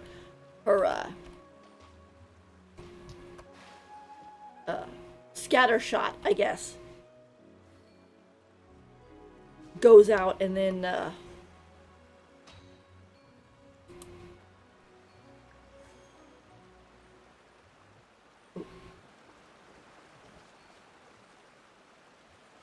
want to get that chest, but I don't want to fight those things with this team. Let's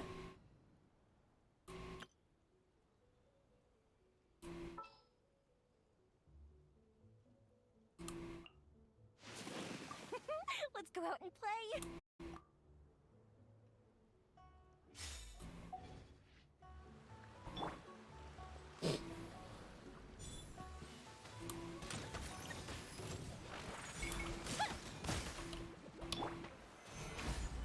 This is order.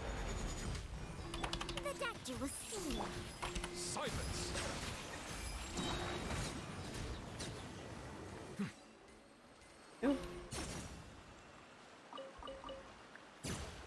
What furnishing do we get? Is it Ooh. what you wish to find? Hopefully the excitement of opening a treasure chest has at least made it a worthwhile experience. Let's see, what is this we found? Let's see. Valley Veranda, from solid foundations to thrive. So it's basically a porch. Or, I guess, part of a walkway? That's pretty cool.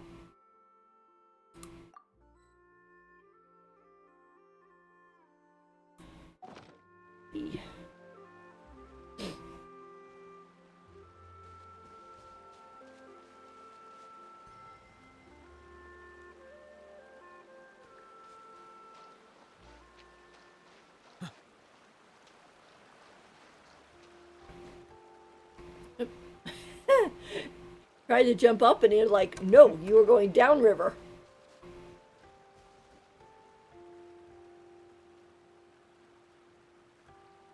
Music is also super soothing. I know I saw a post from a guy who said if they put Catherine in one of the villages, he'd move there. He'd be like, nope, I'm here permanently. I haven't finished the world quest yet, but I'm hoping that they're going to put some commissions here as well, and they'll spread it out.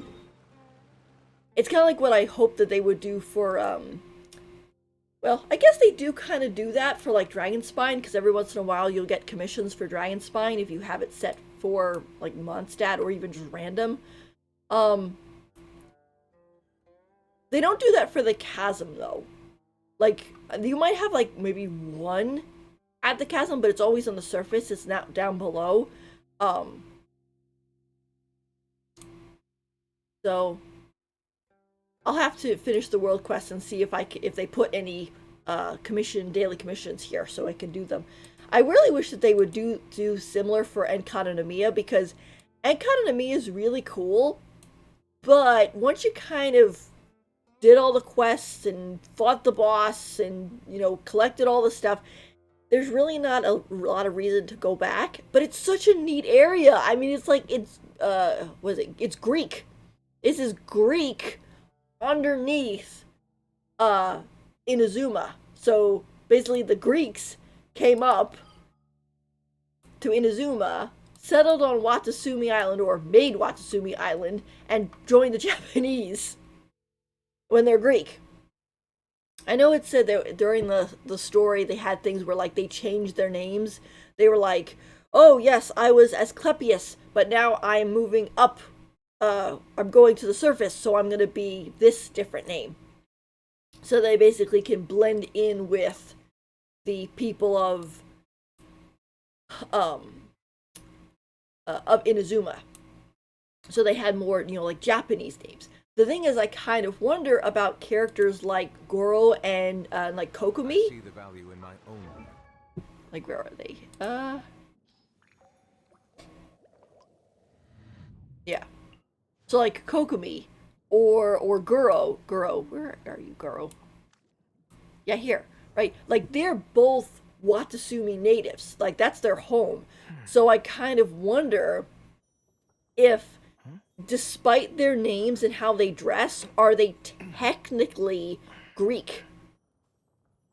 You know, or I guess it would depend on if the people from Enkanomiya had come up and didn't marry outside of their group, and there was enough of people that, you know, it wouldn't run into like interbreeding or anything.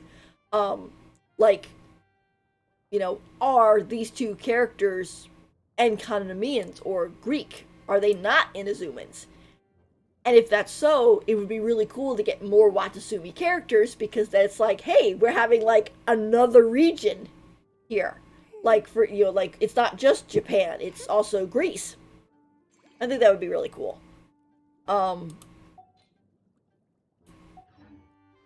I also see the meaning. I think they do similar to, let's see. I know you have Fontaine, which has a ancient race that is like, I think they're supposed to be Romans, but it kind of makes sense that the Romans would become Fontanians, because Fontaine is kind of like France and England. I guess if you had like Italy, then it's like, okay, yeah, the Romans became Italians, but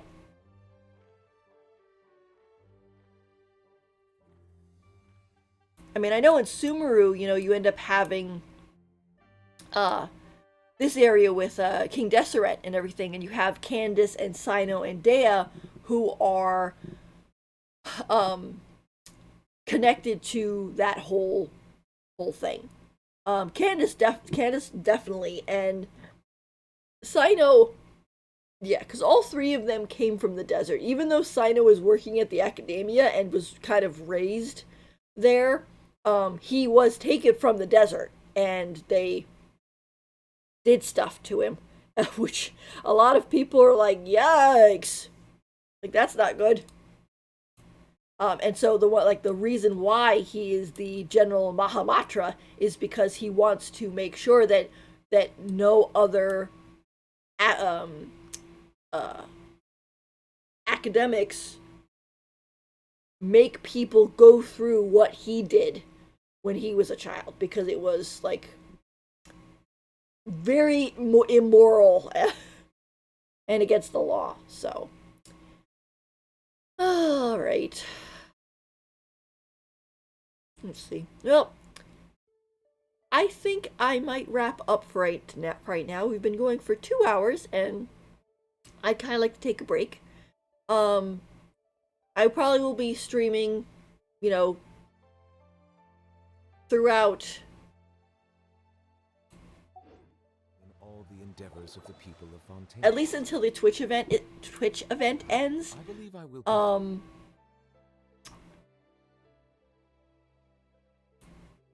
And then I'm gonna try to stream on Wednesdays and Saturdays, as long as I'm not busy. Let's see. Take pride. Yeah, we don't have any new events yet. I'll have to check to see when the next one shows up. Laterite was fun. Yeah. And then this is gonna end in about 6-ish days. And then we're gonna have Zhao and Yaimiko.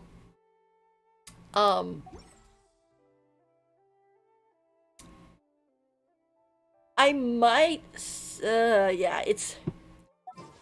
I was thinking of dropping a 10 pull on Zhao's banner, but then I rolled so much trying to get Gangming that my pity look at my pity. Go to history. Okay, so here's Gangming. Okay, so there he is, and we'll go backwards. Okay, to Zanyun, who was my most recent 5-star.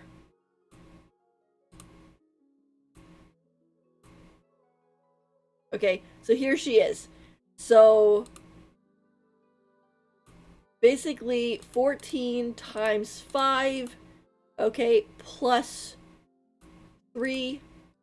So My pity is at 73. So I'm probably, possibly going to get a 5-star in my next 10 roll. And I don't have a guarantee, but I have to be very careful on which banner I roll on, because I have the chance of getting that character. Which, I mean, makes sense. That's what you're supposed to do. But I want to make sure it's a character that I actually kind of want. So, I'll probably pass on Zhao. I don't have him, but he's kind of like on my lower rung. But I know that Chiori is coming because she got Brit marketed. So I might drop a 10 pull on her banner just to see if she shows up. If she doesn't, and I lose the 50-50, then I'll at least have a guaranteed, and then I can carry that guaranteed over into the next one. But I don't know. I'll have to see, like, who reruns and what's gonna go happen with the banners and so on and so forth. So that's a whole big spiel there. But let's see. I think, let's see. It's the 14th now, and it's 6 days until this banner's over. So that would put it about like the 20th. That would put it 21. So we will probably have the live stream, I think, on March 1st. So we'll have the live stream on March 1st, and then 10 days after that, we will get drip marketing for 4.6, and then that'll help kind of decide on where the pity should be spent. Because, I mean, as you can see, I definitely have enough for getting at least one Arcelenio if she's playable, because I only plan on getting one. But I also want to save up for Natland, so I can't be like willy-nilly and be rolling for every character. Which, as a streamer, you're probably like, oh my gosh, you know, you should be whaling and stuff like that. But I don't have the money to whale. I'm just a person playing the game and buying Vulcan. So, all right. Well, thank you guys for joining me today. If you'd like to, please, hit that follow. I have a Discord and a Twitter account as well, if you'd like to check those out. I try to post on, like, when I'm going to be streaming, when I'm going to be pulling stuff, things like that. I'm not into the VTuber scene too much. But I think it's fun. I like having my VTuber model and playing with it, and, I think it's kind of cool to have anime character. It's sort of interesting because I remember when the VTubers first came out and they weren't exactly perfect. Basically, the whole time you just basically see them like this.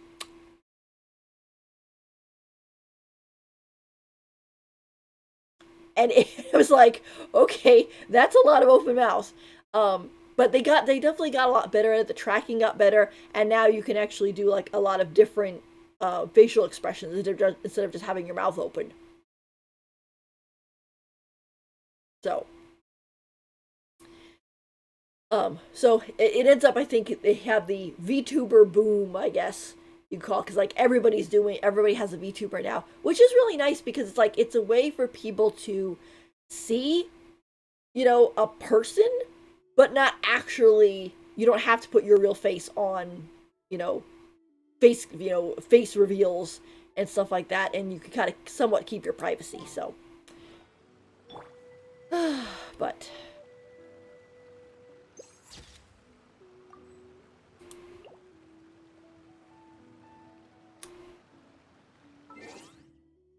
Alrighty.